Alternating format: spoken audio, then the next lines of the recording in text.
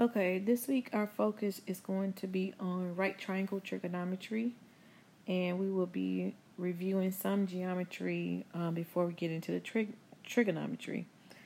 So we're going to start with similar geometric figures, and we know that for similar geometric figures, they have the same shape.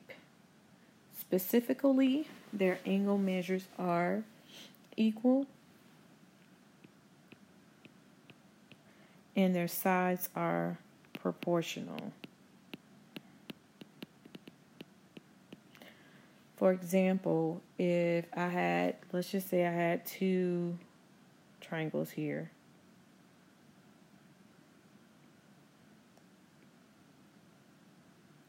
Kind of writing over that equal word. All right, just say that this is triangle ABC. This is DEF. Angle A is congruent to angle D. Angle B would be congruent to angle E. And angle C would be congruent to angle F. So, they have the same shape and their angle measures are equal. So, for example, angle A and angle D are equal, angle B and angle E are equal, and angle C and angle F are equal. And their sides also must be proportional, meaning that they must have the same ratio. So if AB is 10 and DE is 20, if I set up a ratio of AB to DE, it would be 10 over 20, which is 1/2. If BC is 6 and EF is 12, then that ratio must be equal to 1/2 as well. So that means if I set up a ratio BC to EF, then that would be 6 over 12, which is still 1/2. And then also if AC is 7 and DF is 14, when I make a ratio for AC over DF, it would be 7 over 14, which is 1/2. So again, similar geometric figures have the same shape. One could be bigger than the other or smaller. And their angle measures are equal, and that their sides are proportional. And that proportion must be the same for the ratio for all sides. All right, let's move along. Trigonometric functions. We have 3 trigonometric functions that you've learned in geometry. The first one is sine, and that's sine of theta. We know that is opposite. If we can remember SOHCAHTOA, so we know that sine is opposite over hypotenuse. And then cosine of theta is adjacent over hypotenuse. And then you have tangent, which is opposite over adjacent.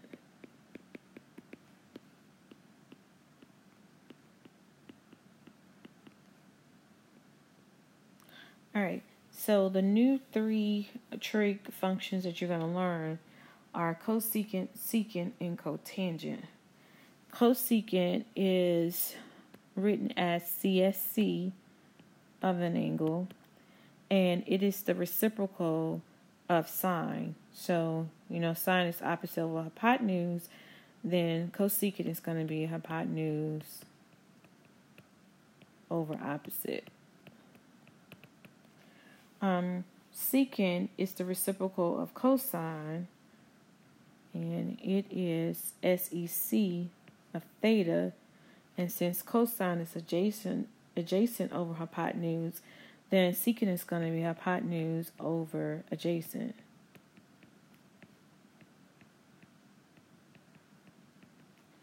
And cotangent is the reciprocal of tangent, so COT represents cotangent theta, since tangent is opposite over adjacent, cotangent is going to be adjacent over opposite.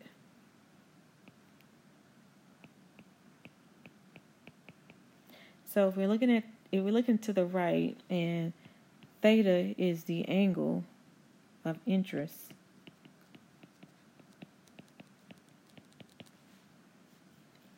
then to theta, AC would be the adjacent side, BC would be the opposite side, and A to B would be the hypotenuse. Okay.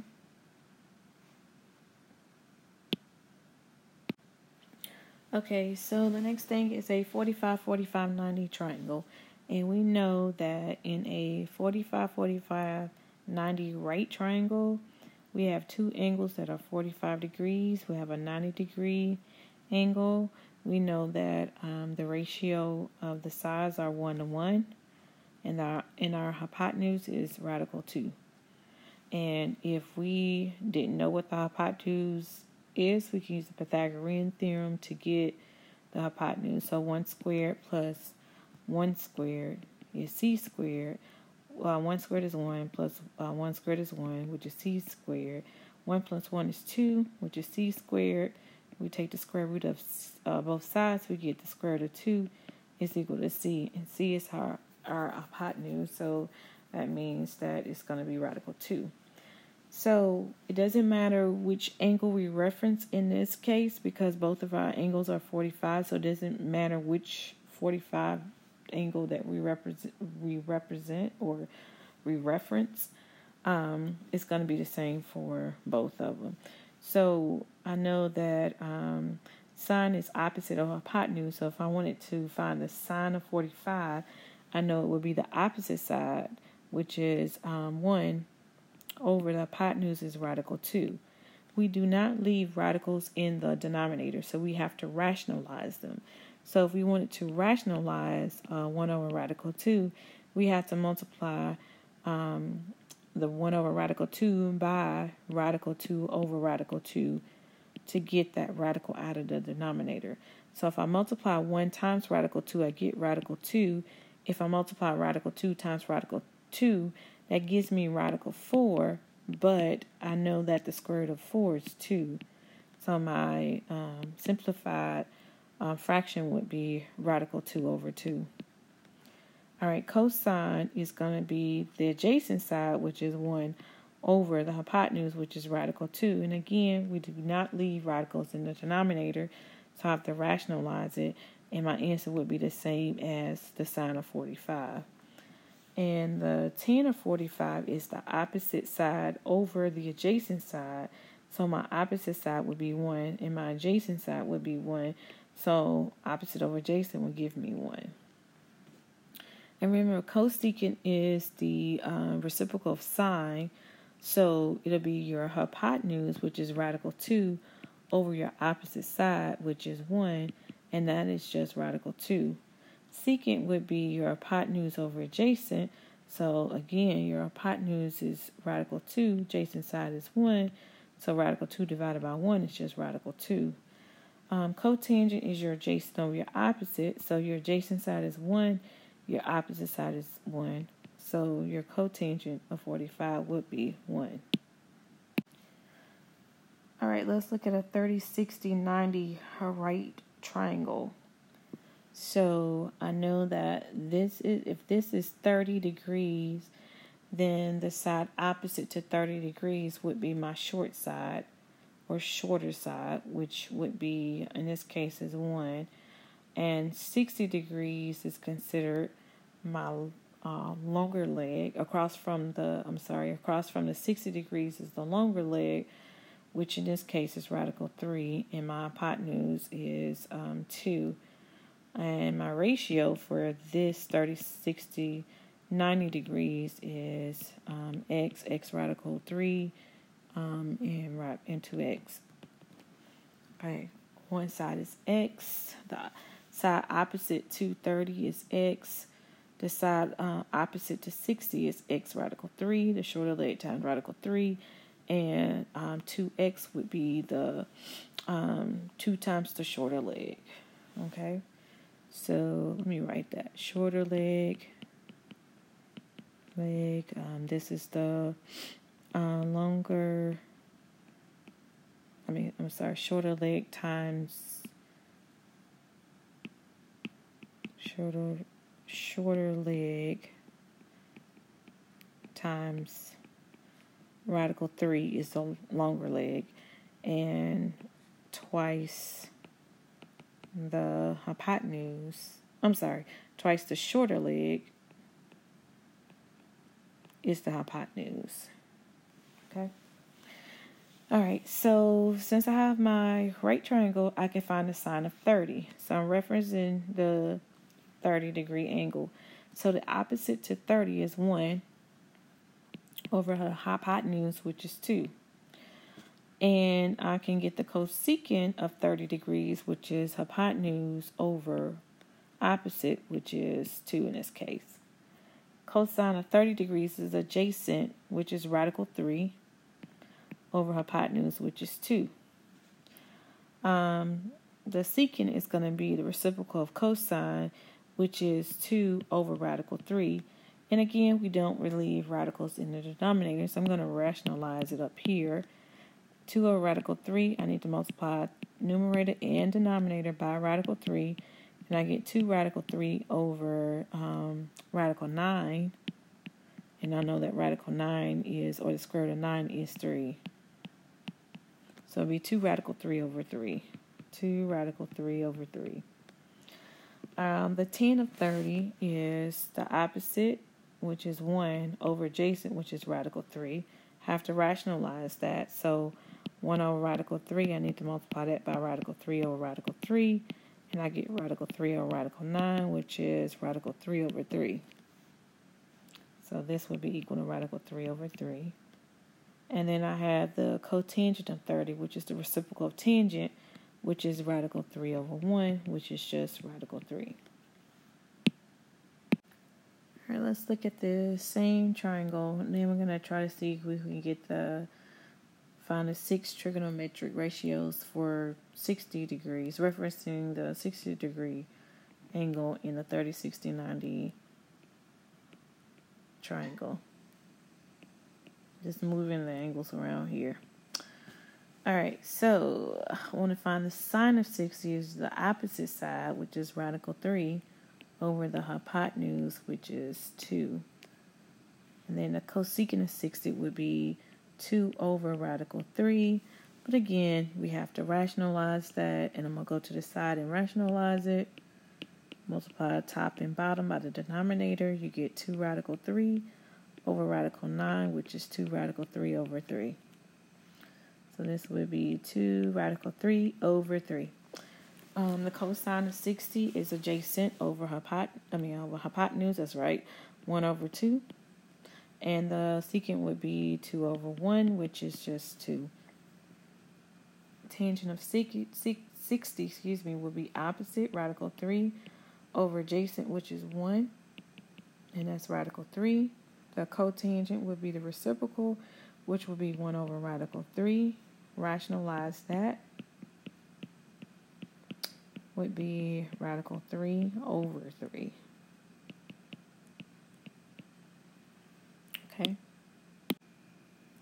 Okay, it says use one trig ratio to find others. It says let theta be an acute angle such that the sine of theta is 5 over 6. So I'm going to choose theta to be here in this place of the right triangle. And I know that sine is the opposite over the hypotenuse. Opposite over hypotenuse. Opposite over hypotenuse. So I know that my opposite side is 5. My hypotenuse is 6. But I need to find what x is here. So I have to use Pythagorean theorem. So Pythagorean theorem would be x squared plus 5 squared is equal to 6 squared. So that's x squared plus 25 is equal to 36.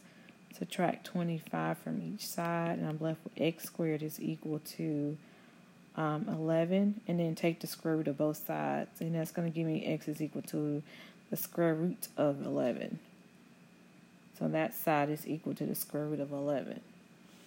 All right, so now I want to find the 6 trigonometric functions of theta. All right, so I'm starting with sine. I know that sine of theta was given to be 5/6. Since I know that cosecant is the reciprocal of sine, I can just flip that fraction to 6/5. I know the cosine is the adjacent, which is radical 11 over the hypotenuse, which is 6. Secant is the reciprocal of cosine, so it would be 6 over radical 11.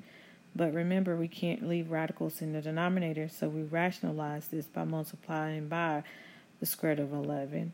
And I get 6 radical 11 over radical 11 times radical 11 is just 11 without the square root. So that's actually just equal to 11. All right, tangent is opposite over adjacent. So, and I can put adjacent over hypotenuse, so we'll know what these are, and then opposite over hypotenuse. All right, so tangent is opposite over adjacent. Opposite side is 5 over the square root of 11. Rationalize that. And I get 5 radical 11 over 11. Cotangent is the reciprocal of tangent. Tangent was 5 over radical 11. So cotangent is just going to be a radical 11 over 5. Okay? Okay, so also you can actually punch the trig ratios or functions on a calculator and get an answer. So if you don't have a calculator, grab a calculator, or you can just listen to me go through this. Cosine of 30 degrees, by putting cosine of 30 into the calculator, I get radical 3/2. All right, if I punch in sine of 45, my calculator gives me radical 2/2. If I click tan of 90, I'm going to get undefined here. That means we're dividing by 0, which you can't do. And then if I punch in sine of 15, I get radical 6. Actually, I get 6, not radical 6.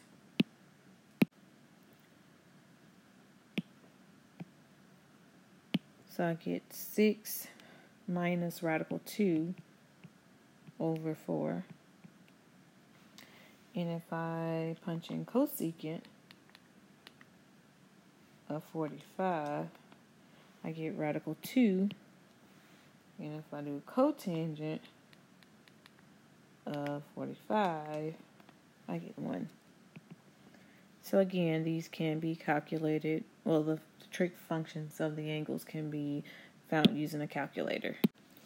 And if I wanted to find just the decimal part of these fractions, this radical 3/2 is equivalent to 0.866. Radical 2/2 is equivalent to 1.414. 6 minus radical 2/4 is equivalent to 0.259. Radical 2 is equivalent to 1.414. And cotangent on 1, of course, that's just 1. All right, example number 6 says a right triangle with the hypotenuse of 8 inches and a 36-degree angle. Find the lengths of the other two sides and the measure of the other two angles. All right, so we have a right triangle here. We have 36 degrees. I'm going to put it here. I need to find A. We're going to call this, let's call this, hold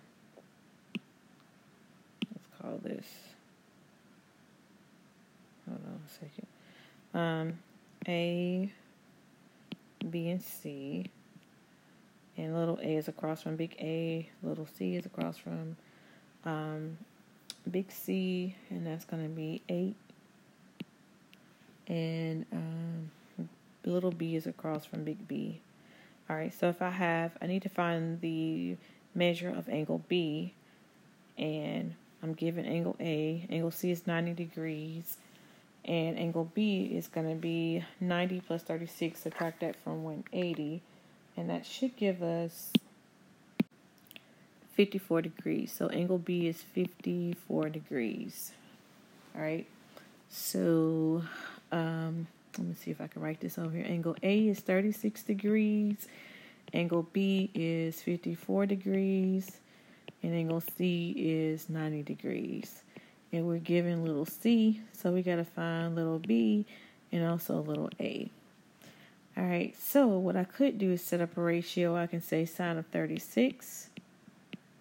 And I'm going to set that up because I want to find little a. So sine of 36, remember sine is opposite, which is a over hypotenuse, which is 8. And what I could do is cross multiply these two since I have an equal sign.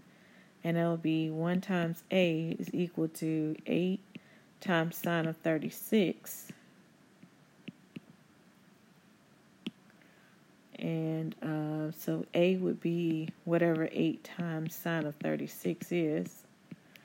And that's going to be approximately 4.7. So I know little a is 4.7. I can use Pythagorean theorem to find little b because I have two sides.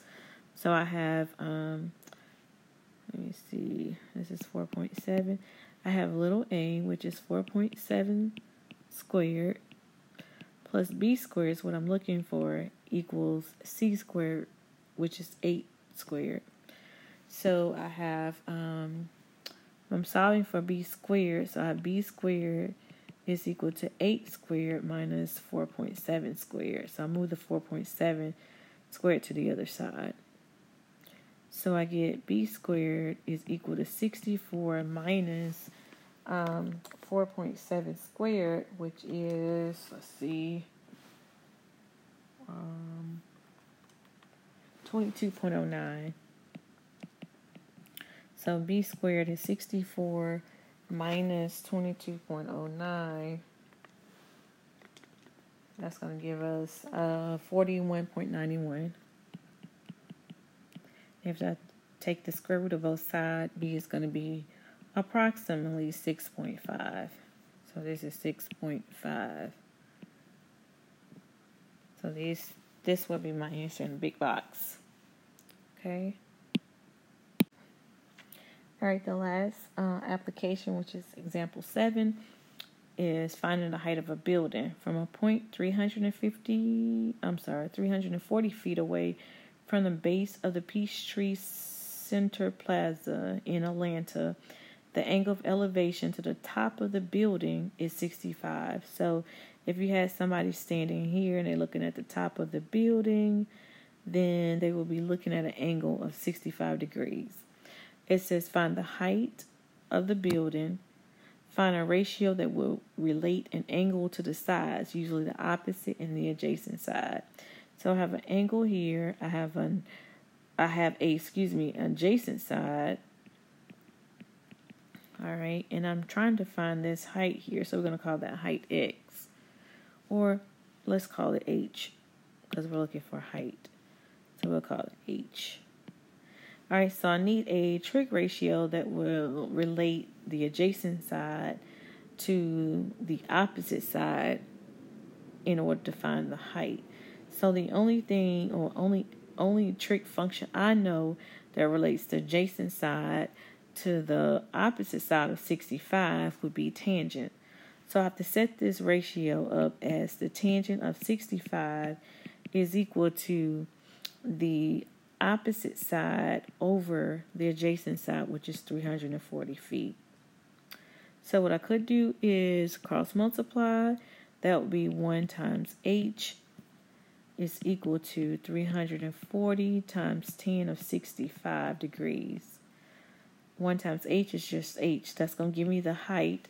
And then it'll just be 340 times the tangent of 65, which is going to be approximately 729 feet. So that building is 729 feet.